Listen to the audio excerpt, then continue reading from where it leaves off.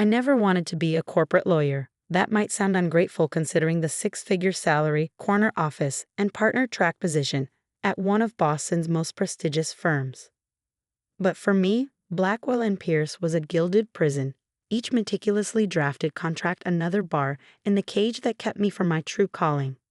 My name is Marcus Chen, and for the past 8 years, I've been living a double life. To my family, I'm the dutiful son who followed my father's footsteps into corporate law. To the technology world, I'm Phoenix, creator of Harmony, the artificial intelligence music composition software revolutionizing the entertainment industry and valued at $1.2 billion. Neither world knows about the other. The irony of my situation struck me hardest this morning as I stood in the gleaming lobby of Blackwell and Pierce, watching the installation of a new sound system. The firm was hosting a charity gala that evening, and the keynote speaker was none other than Eliza Winters, CEO of Melodic Ventures, the company that had just acquired Harmony for $600 million. Incredible what these tech companies are willing to pay for algorithms these days, remarked senior partner Richard Blackwell, stopping beside me. This Phoenix character must be laughing all the way to the bank. Probably some college dropout who got lucky. I maintained my carefully neutral expression while my stomach tightened. The technology is quite revolutionary from what I understand. It's changing how film scores and video game soundtracks are composed. Richard scoffed. Well, it certainly made Winters rich, and tonight, hopefully generous. He slapped my shoulder. The Wilson merger documents need final review by 4. Don't disappoint me. As he walked away, I checked my phone. 3 missed calls from Eliza. A text message flashed across the screen. Asterisk need to discuss announcement tonight. Investors pushing for Phoenix to make an appearance asterisk. I ducked into an empty conference room, my heart pounding. In 8 years, I had never appeared publicly as Phoenix. The acquisition agreement specifically accommodated my anonymity. Eliza was one of only 3 people who knew my identity. This wasn't part of our deal, I said when she answered my call. Circumstances change, she replied, her voice tense. The board is concerned about future innovations. They want assurance that the creative genius behind Harmony isn't just taking the money and disappearing. They're threatening to hold back the final payment unless Phoenix makes a public commitment to continued development. That's $200 million, I said quietly. Yes, it is. And before you remind me of our contract, their lawyers have identified a potential loophole. We can fight it, but it would be cleaner if you just made an appearance. At tonight's gala, it would be perfect timing. All the major tech media will be there covering the acquisition announcement. Phoenix makes a surprise appearance, shares a vision for the future, everyone wins. Everyone except me, I muttered, looking through the glass walls at my colleagues hurrying through their 60-hour work weeks. I can't just suddenly reveal I've been living a double life. My firm, my family. Your choice, Marcus, Eliza said. But the final transfer happens tomorrow, and the board meets in 3 hours. I need your decision. After she hung up, I sat in a silent conference room, feeling the walls of my carefully constructed worlds beginning to crumble. My story really begins 12 years ago, when I was a promising computer science major at MIT with a minor in music composition. I had developed an algorithm that could analyze thousands of musical scores and then generate original compositions in any style: classical, jazz, hip-hop, film scores. The program didn't just mimic, it created with an emotional intelligence that stunned my professors. This could revolutionize entertainment, Marcus, my advisor had said. You could build something extraordinary. The same week I received acquisition offers from 3 major tech companies, my father had a heart attack. As I sat beside his hospital bed, the machines tracking his heartbeat with steady beeps, he gripped my hand. I've worked my whole life to give you opportunities, he said, his voice weak. The Blackwell position is everything we've worked for. Promise me you won't throw it away on these computer games. My father had immigrated to America with nothing, worked himself through law school at night, and sacrificed everything to give me the opportunities he never had. How could I tell him that the computer games could make me a millionaire many times over? How could I disappoint the man who had just nearly died, whose only dream was to see his son follow in his footsteps? I promised. The next week, I turned down the tech offers and accepted a position at my father's firm. But I couldn't abandon my creation entirely. Late at night, in a small apartment I rented under an assumed name, I continued developing my algorithm. I created the Phoenix identity, secured patents through anonymous holdings, and connected with Eliza Winters, a rising venture capitalist who understood both the technology and my need for secrecy. "You can have both worlds," she promised. "We'll build this together, and no one ever needs to know who Phoenix really is." For 8 years, the arrangement worked. I drafted contracts by day and coded by night, catching sleep in 3-hour increments and fueling myself with espresso and determination. Harmony grew from a promising prototype to an industry-changing platform. Major film studios used it to compose background scores. Video game companies licensed it to create dynamic soundtracks that adapted to players' actions. Streaming services utilized it to generate personalized playlists. And all the while, I maintained my trajectory at Blackwell and Pierce, making junior partner at 32, earning my father's pride and locking myself further into a life I had never wanted. The acquisition offer from Melodic Ventures had seemed like the perfect exit strategy. The money would allow me to eventually leave law without raising suspicions. I could simply announce a career change, perhaps even join Melodic as a legal consultant while actually working on Harmony's next iteration. But now, Eliza's demand threatened everything. My phone buzzed with a text from my father. *, looking forward to seeing you at the gala tonight. Proud of you, *. I closed my eyes, the familiar weight of expectations pressing down on me. Then I made a decision and called Eliza back. "I'll do it," I said, "but on my terms." The Blackwell and Pierce charity gala transformed the firm's normally austere lobby into an elegant reception hall. String lights draped from the vaulted ceiling, a jazz quartet played softly in the corner, and Boston's elite circulated with champagne flutes in hand, checkbooks at the ready. My father found me as I entered, resplendent in his tuxedo, his silver hair perfectly groomed. At 65, he still commanded attention in any room. "Marcus," he beamed, embracing me. "Richard tells me you finished the Wilson merger documentation single-handedly. Impressive work."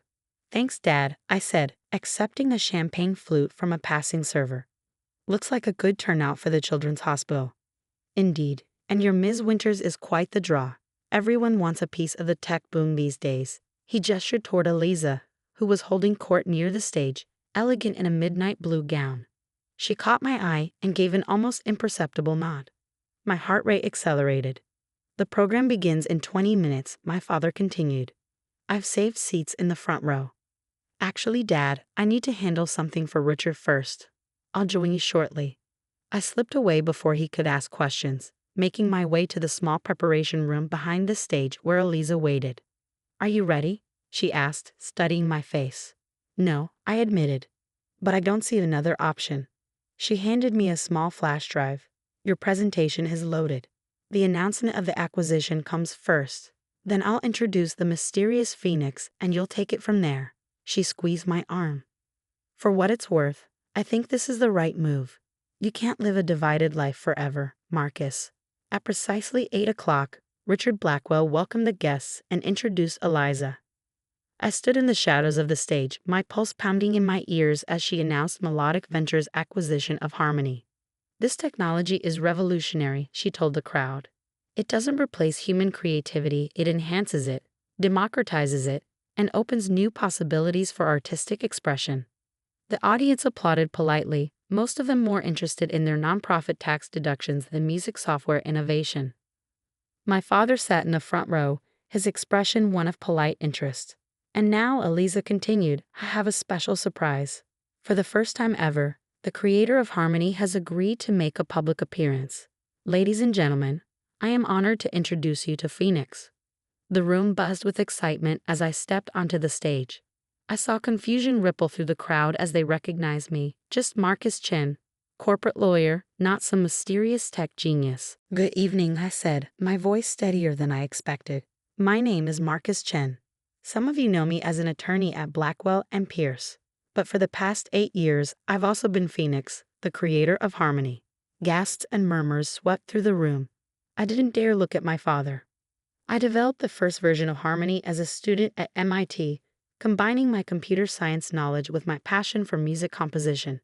While I pursued a legal career to fulfill family expectations, I never abandoned my true calling. I clicked through to the demonstration portion of my presentation, and the room filled with the sweeping orchestral music generated by my algorithm. The score I had created specifically for this moment. It built from a simple piano melody to a full symphonic arrangement, telling through music the story I was struggling to tell with words.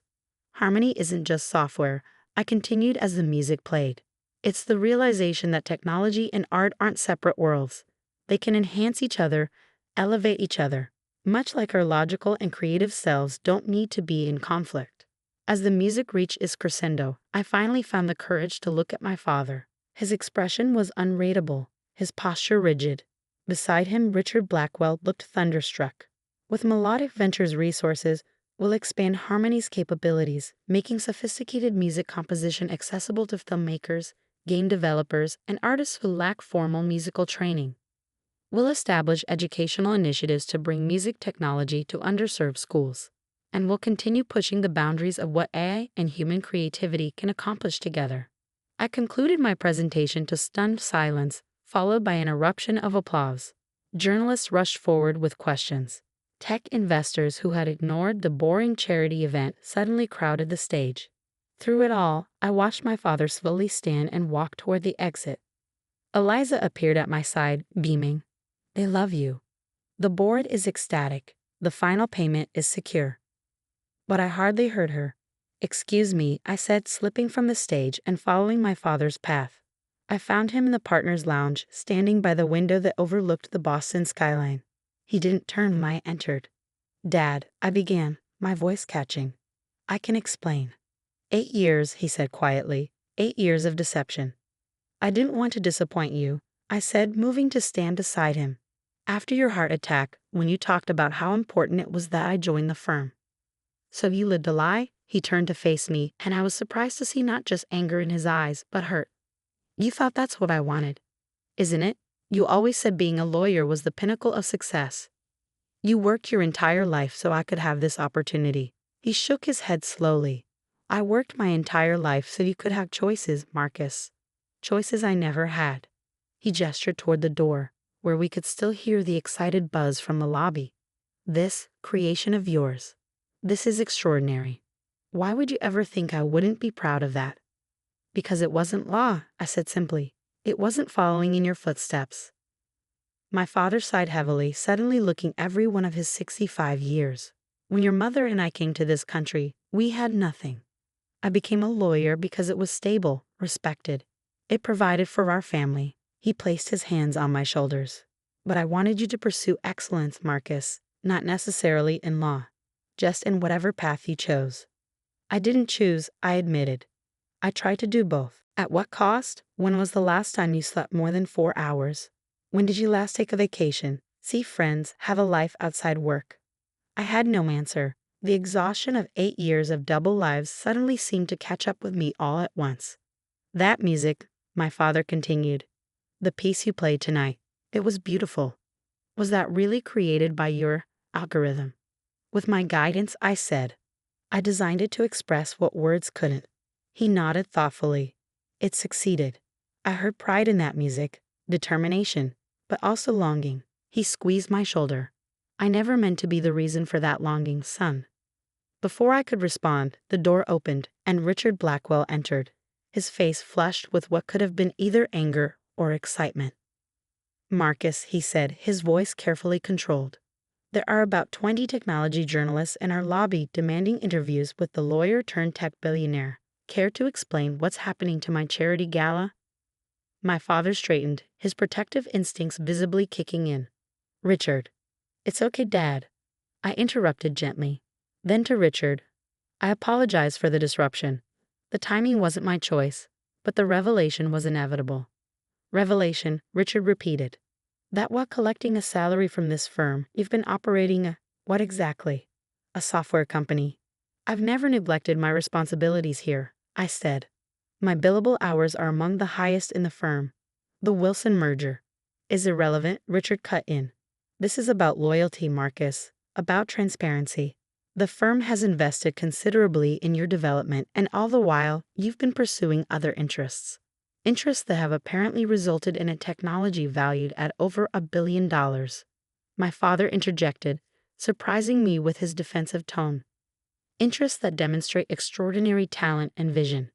Richard's expression shifted as the financial implications seemed to register. Well, yes, the achievement is certainly impressive. Perhaps we should discuss how this might benefit the firm. Our technology practice called. No, I said, the word emerging more forcefully than I'd intended.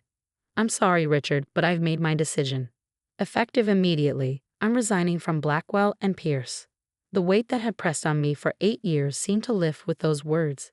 Richard stared at me in disbelief. This is rash, Marcus. Let's discuss this tomorrow. When? It's not rash, I countered. It's 8 years overdue. I turned to my father, expecting disappointment, but found him watching me with something that looked surprisingly like pride. I need to get back to the event, I said. Eliza will be wondering where I am. I extended my hand to Richard.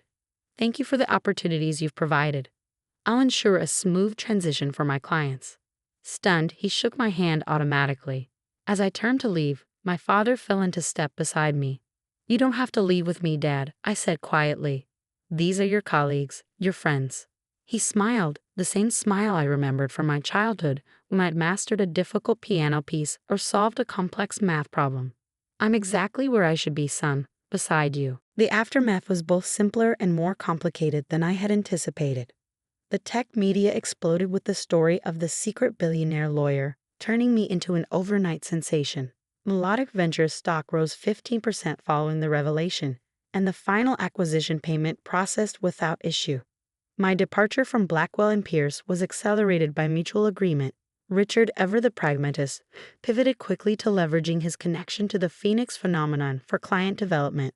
Some of my colleagues were resentful, others fascinated, but none were truly surprised. The exhaustion I'd been carrying had been visible to anyone paying attention. 1 month after the gala, I stood in the newly renovated offices of the Phoenix Foundation, an organization I'd established to bring music technology education to underserved communities. The space hummed with activity as programmers, musicians, and educators collaborated on curriculum development. The Boston Symphony Orchestra accepted our proposal, announced Claire, my program director. They'll partner with us for the summer youth program. And MIT wants to establish a joint research initiative, added David, my technical lead. They're offering dedicated lab space and graduate student support. I smiled, watching them return to their work with enthusiasm. For the first time in years, I felt fully present, fully engaged in a single purpose rather than stretched between worlds. My father visited that afternoon, touring the foundation with genuine interest, asking questions about the technology and the educational philosophy. At 65, he had finally reduced his own work hours and was exploring long-abandoned hobbies. I've been thinking about what you said, he told me as we stood by the window overlooking the Charles River. About choices and expectations. Dad, you don't need to. He held up a hand. Let me finish. Your mother's father was a concert pianist in Shanghai before the Cultural Revolution. Did you know that? I shook my head, surprised. He was forced to abandon music to work in factories. Your mother grew up without music in her home because it wasn't practical, wasn't safe. He turned to face me fully. When we came to America, we wanted security for you above all else. Perhaps in pursuing that security, we ignored the creative legacy that was also your birthright. Through the glass wall of my office, we could see a group of high school students arriving for a workshop, their faces bright with excitement as they were introduced to harmony. You found a way to honor both, my father said, watching them. The practical drive that built this business and the creative spirit that inspired it. He laid a hand on my shoulder. I spent years thinking I knew what success looked like for you. I was wrong. That evening after everyone had left, I sat alone in my office with a prototype of Harmony's next iteration. I loaded a piece of music my algorithm had created that morning, a complex, layered composition that intertwined traditional Chinese melodies with contemporary orchestration. As the music filled the room, I thought about the paths not taken, the years spent divided, and the unexpected journey that had brought me here. I had spent so long trying to live 2 separate lives, never realizing that my greatest work would come from finally bringing them together. My phone buzzed with a text from Eliza. * board meeting tomorrow at 10. Bringing that venture capital group interested in educational applications. Wear something impressive *. I smiled and texted back, asterisk, how about just something authentic, asterisk. Then I turned back to my computer, added a new layer to the composition, and for the first time in years, signed the digital file with my real name. Not Phoenix, not Marcus Chen, attorney at law, just Marcus, creating exactly what I was meant to create, exactly as I was meant to create it. In the soft glow of my office, with Boston's lights twinkling beyond the windows and music, my music, flowing around me, I finally understood. Sometimes the most complex harmonies emerge not when we separate our different selves, but when we allow them to play together.